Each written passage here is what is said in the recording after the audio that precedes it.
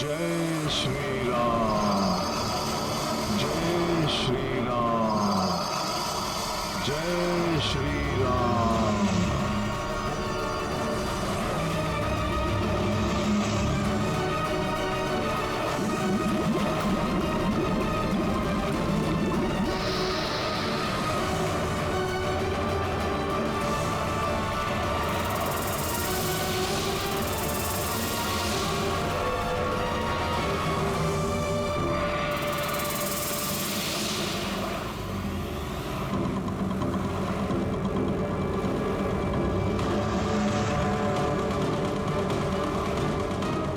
इस जल में हलचल हो रही है, किंतु मुझे जड़ी बूटियां चाहिए, इसलिए मैं नेत्र नहीं खोल सकता।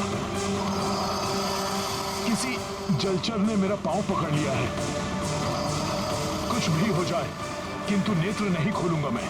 हे जलचर, मैं राम काज हेतु शुद्धि स्नान करने आया हूं, अतः मेरे कार्य में बाधा मत बनिए आप। मैं आपको कोई क्षति नहीं पहुंचाना चाहता हूं।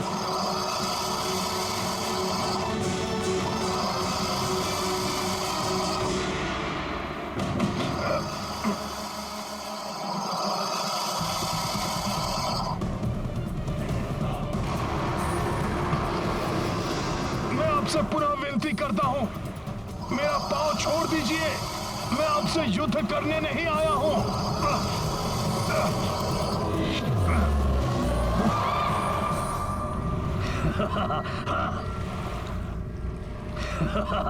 अब आएगा आनंद। ये वानर इस महामकरी से बच नहीं पाएगा। फिर भी अगर इस मकरी से बचकर इसकी शतविच्छत देह में प्राण बच भी गए तो मैं अवसर का लाभ उठाकर इसे ये कालकूट विष पिला दूंगा। बहुत हो गया नम्र निवेदन। हिंसक पशु नम्रता की नहीं, हिंसा की ही भाषा समझते हैं। जय श्री राम।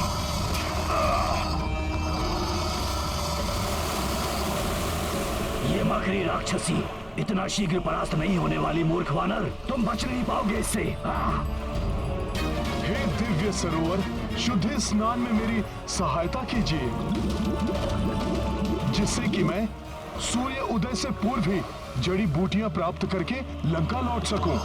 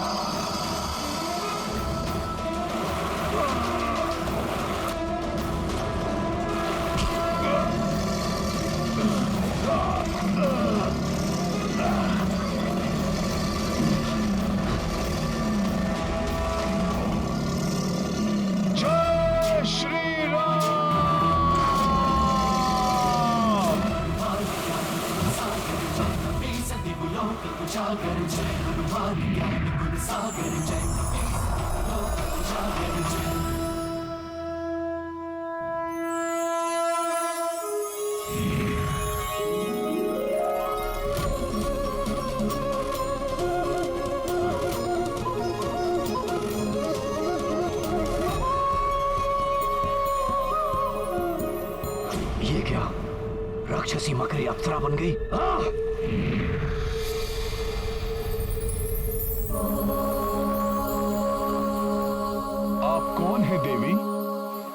और ये सब क्या माया है? मैं अप्सरा धन्य मालिनी हूँ। प्रजापति दक्ष के श्राप के कारण मकरी बन गई थी। मेरा उद्धार श्री राम के सच्चे भक्त के हाथों ही होना था। मुझे श्राप मुक्त करने के लिए आपका धन्यवाद राम भक्त हनुमान। धन्यवाद का पात्र मैं नहीं, वो ऋषिवर हैं। उन्होंने ही मुझे सरोवर में भेजा, जिससे कि मैं ये शुद्धि स्नान के पश्चात दिव्य जड़ी बूटियां प्राप्त कर सकूं। क्षमा करें हनुमान जी, जड़ी बूटियां प्राप्त करने के लिए ऐसी कोई प्रक्रिया नहीं है और ना ही यहाँ किसी ऋषि का वास है। श्री राम का नाम लेकर आपको भटकाने वाला वो बहरूपिया ऋषि नहीं, लंकेश रावण के द्वारा भेजा गया मायावी राक्षस कालनेमी है, जो राम कार्य में सहायता नहीं बाधा उत्पन्न करने आया है। यदि मेरे पास समय का अभाव न होता तो उस राक्षस को उसकी करनी का अभी दंड देता मैं। किंतु देवी, मेरे लिए सर्वप्रथम समय रहते जड़ी बूटी प्राप्त करना अति आवश्यक है। देवी, क्या आप उन विशेष जड़ी बूटियों को पहचानने में मेरी सहायता कर सकती हैं?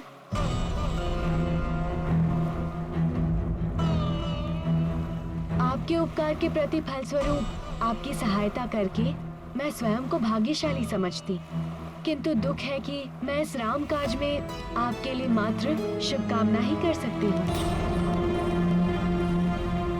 अन्य कुछ नहीं। मुझे क्षमा करें। प्रणाम।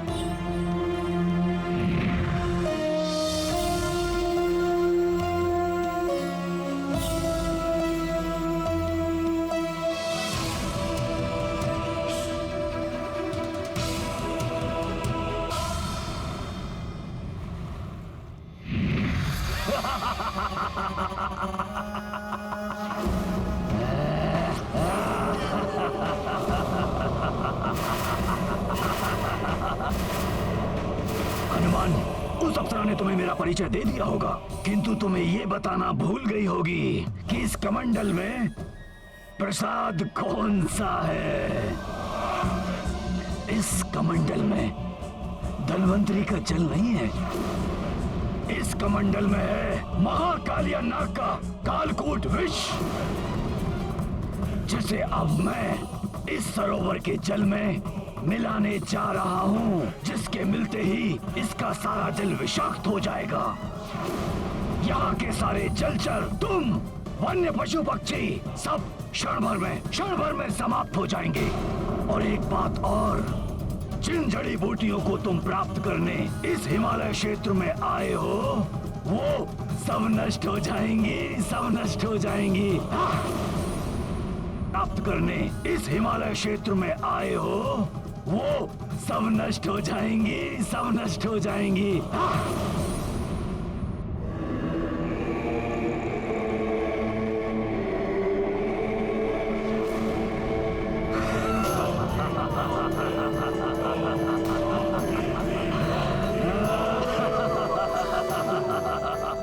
इस राक्षस से युद्ध करने के लिए समय शेष नहीं है।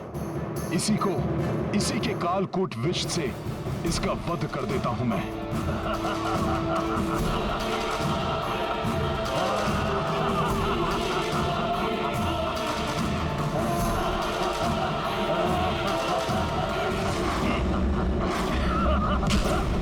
अब कुछ नहीं हो सकता हनुमान, जो करना था काल ने कर दिया। तुम्हारा प्रसाद तुम्हें ही ग्रहण कराता हूं अभी।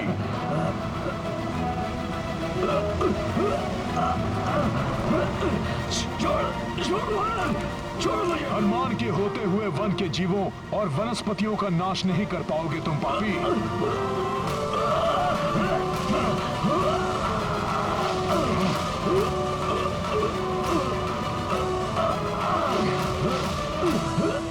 धन्वंतरी जी का प्रसाद है ना, तो फिर पान करो इसका। कालिया नाग का विष, कालकूट विष।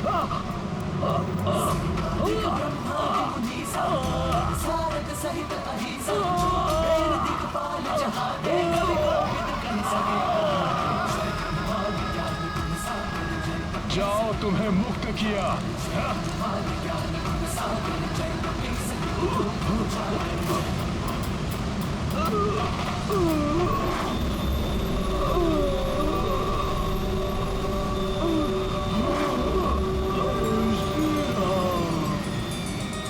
रामकाज में बाधा किए राक्षस तो समाप्त हो गया, किंतु मेरी दुविधा अभी तक समाप्त नहीं हुई। मैं पहचानूं कैसे उन जड़ी बूटियों को? समय भी व्यतीत होता जा रहा है, क्या करूं मैं?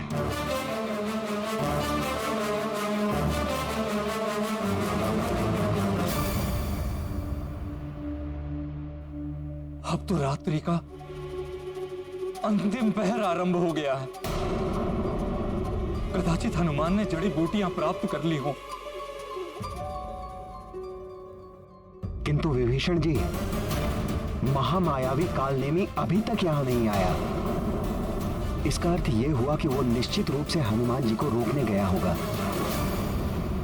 हनुमान को कोई नहीं रोक सकता। असीम पराक्रम है हनुमान में। देखिएगा, लक्ष्मण भैया और पूरी सेना सहित सबको जीवित कर देंगे वो।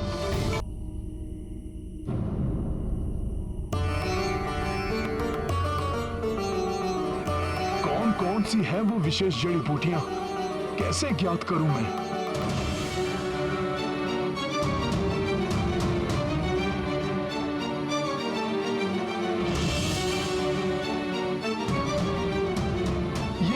अधिकांश बूटियां तो एक समान ही प्रतीत हो रही हैं। यदि इनमें अंतर ढूंढ भी लूं, तो कैसे ज्ञात होगा कि ये कौन सी जड़ी बूटी है? वहां सब मेरी आस लगाए बैठे होंगे और मैं बूटियां ही नहीं पहचान पा रहा हूं।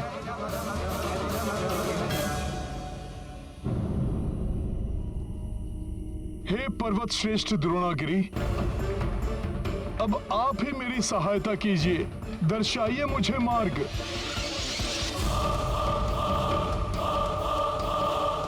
समय तो व्यतीत होता जा रहा है, कहीं सूर्योदय की बेला आ गई तो बड़ा अनर्थ हो जाएगा।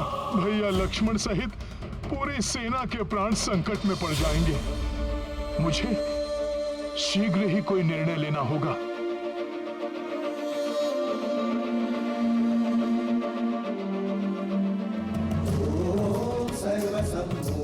मुझे क्षमा करना पर्वत श्रेष्ठ द्रोणागिरी, आपके पास भी मेरी समस्या का कोई हल नहीं है और सूर्योदय की बेला निकट आ रही है।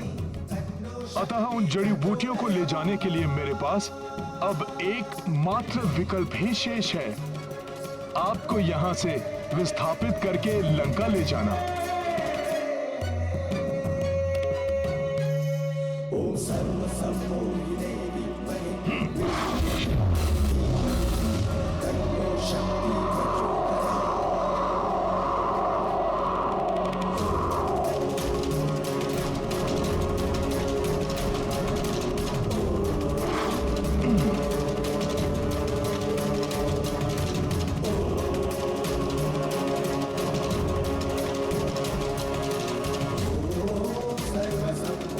विशाल पर्वत द्रोणागिरी, अब आपका यहां से विस्थापित होने का समय आ गया है।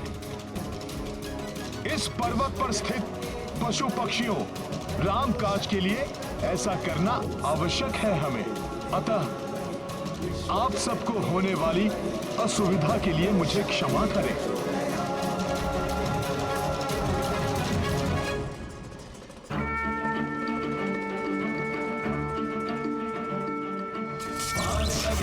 लक्ष्मण के तब प्राण सजे सुत रावण मारो, लेके बैठ सुषेण समेत अभय गिरिद्रोह सुवीर उबारो। नाभि सजीवन हाथ गई तब लक्ष्मण को तुम प्राण उबारो।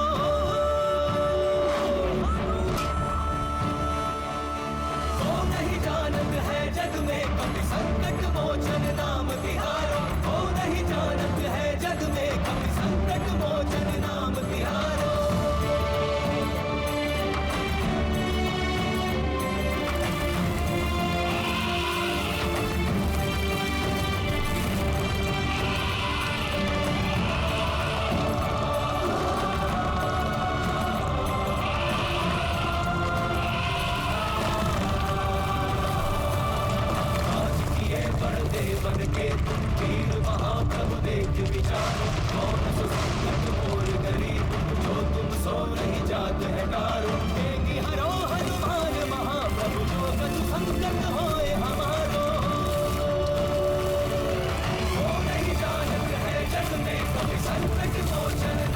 तिहारो, वो नहीं जानत है जग में कभी संकट मोचन नाम तिहारो, वो नहीं जानत है जग में कभी संकट जय श्री राम।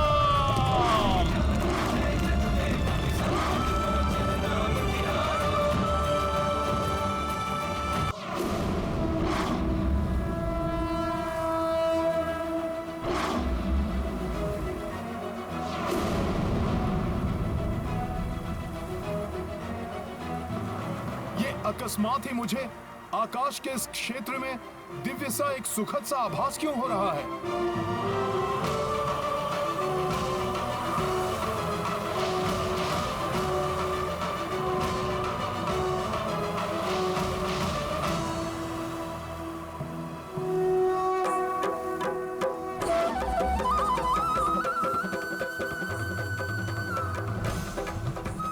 अच्छा, प्रभु श्री राम की नगरी अयोध्या के आकाश से निकल रहा हूं मैं, इसीलिए इतनी दिव्यता का आभास हो रहा है मुझे।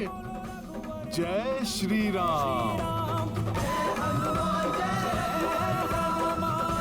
अब शीघ्र ही लक्ष्मण भैया स्वस्थ हो जाएंगे, माता सीता मुक्त हो जाएंगी, फिर उनके साथ ही इस पुण्य धरा का मैं स्पर्श करूंगा।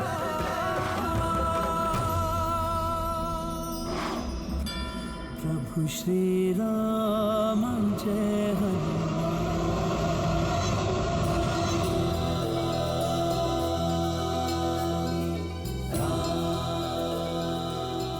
भैया श्री राम, अयोध्या सूनी हो गई है आपके बिना। सूना हो गया है आपके अनुज भरत का जीवन। अब और विच्छोर नहीं सहा जाता। जैसे जैसे आपके वनवास का समय समाप्त हो रहा है, दिन के 4 प्रहर भी 4 युग के समान लगने लगे हैं। कब इन मुरझाए हुए नेत्रों को दर्शन देंगे भैया? कोई समाचार, कोई सूचना नहीं, कहां पर है, कैसे है? कोई समाचार मिल जाता तो भरत के संतप्त मन को सांत्वना मिल जाती।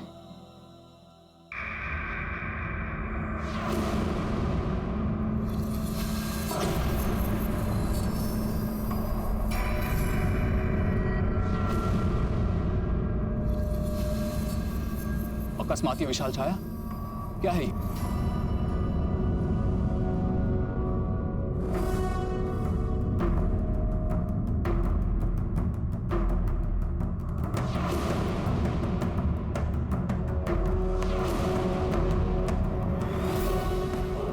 अवश्य ये कोई मायावी दानव है जो इस विशाल पर्वत को लेकर अयोध्या की ओर उड़ता हुआ आ रहा है।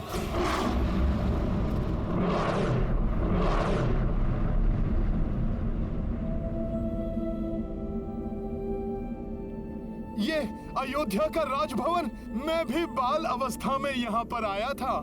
ये तो राजभवन की ओर देख रहा है। प्रतीत होता है कि पर्वत को भवन पर गिराकर भवन को नष्ट कर देगा। मुझे इसे यही रोकना होगा।